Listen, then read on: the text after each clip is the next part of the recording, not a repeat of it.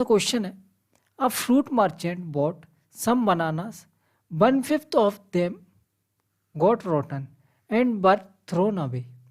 देखो इस बात को समझो पहले यहाँ तक।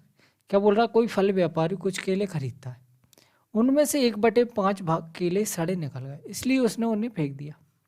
बात को ऐसे समझना आप कि मान लो आप 10 रुपए का कोई सामान लेके आए और वो खराब निकल गया। खराब निकल गया तो आप फेंक दिया। आप बोलो हाँ सर बिल्कुल ठीक है, फेंक दिया।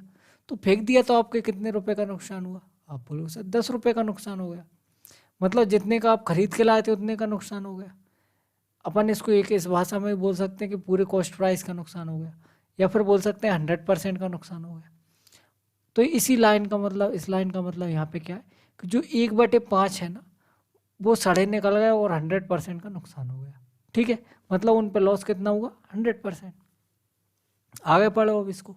ही sold 2/5 of the bananas with him at 15% profit, at the remaining bananas at 10% profit.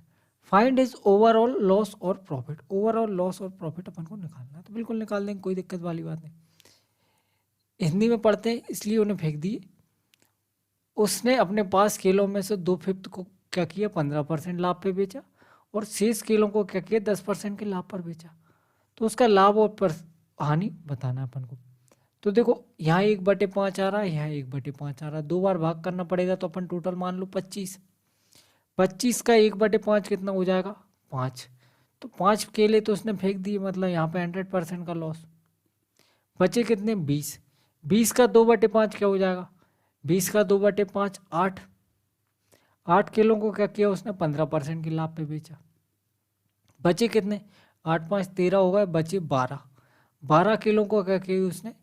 10% के लाभ पे बेचा।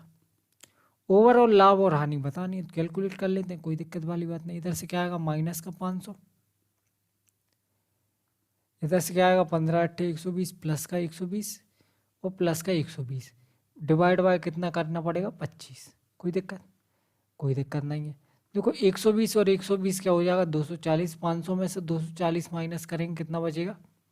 500 में से 240 माइनस करेंगे 260, और माइनस का आ रहा है मतलब लॉस हुआ है, प्रॉफिट की तो कोई चांस ही नहीं है। ठीक है, बिल्कुल ठीक है।